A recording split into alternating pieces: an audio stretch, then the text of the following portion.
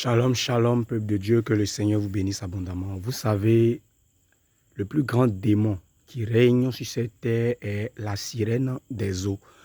Quand vous prenez la terre, quand vous prenez le monde, vous allez voir que le monde est à 70% composé d'eau et 30% de terre. Pour vous dire, partout dans ce monde-là, il y a l'eau partout. Or, là où il y a l'eau, là aussi il y a la sirène des eaux. Vous comprenez? Et donc, s'il y a une entité qui règne aujourd'hui, qui détruit le monde, qui possède les filles et qui amène vraiment la débauche, la perversion et autres, c'est la sirène des eaux.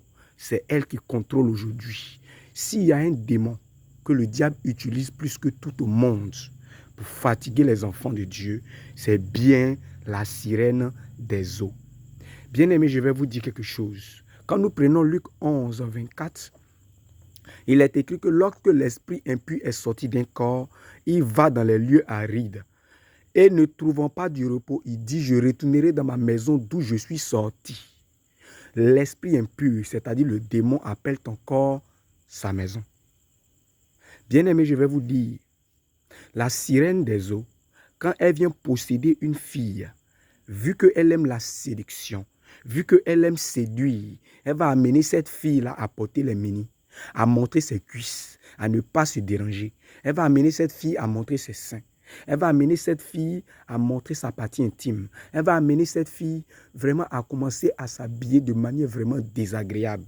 Et bien aimé, cette fille-là, cette femme-là ne va pas se sentir gênée de montrer sa partie intime, de montrer ses fesses, de montrer son dos, de montrer son corps. Et aujourd'hui, on a les habillements inspirés par la sirène, qu'on appelle collants, qu'on appelle les jupes moulants, qu'on appelle les mini, qu'on appelle les pantalons pour femmes, qu'on appelle tout ce que vous pouvez voir, qu'on peut prendre pour séduire, les maquillages et autres. Bien aimé, quand on parle de séduction, c'est la sirène des eaux et puis Méduse. Parce que ce sont des démons qui sont réels, des démons qui existent. Fuyez cette génération perverse. Les filles manquent maintenant de moralité. Elles n'ont plus honte d'exposer leurs cuisses, leurs seins, leurs parties intimes sur les réseaux sociaux. Elles n'ont plus honte, bien aimé. Avant, les femmes se cachaient. Un homme, même quand il aime une femme, quand il va vers la femme, pour avoir la fille même, c'est tout un problème. La fille même, elle doit avoir 18 ans avant que ses seins vont commencer à pousser. Mais aujourd'hui, à seulement 12 ans, 10 ans, les seins sont déjà comme ça. À seulement 12 ans, les filles ont des fesses comme ça.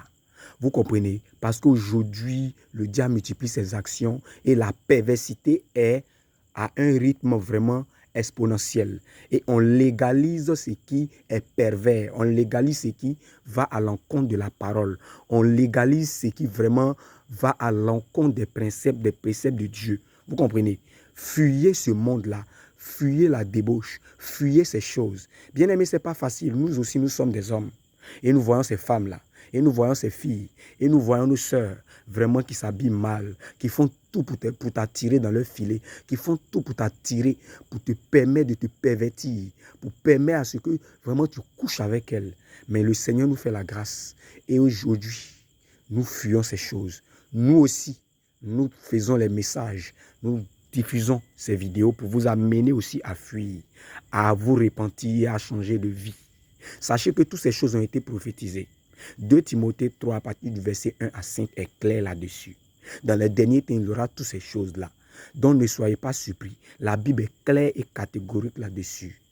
Tous ceux qui pratiquent le péché n'hériteront point le royaume des cieux. Que celui qui a des oreilles entende ce que l'Esprit dit aux églises. Shalom, shalom. C'était l'évangéliste Apollos.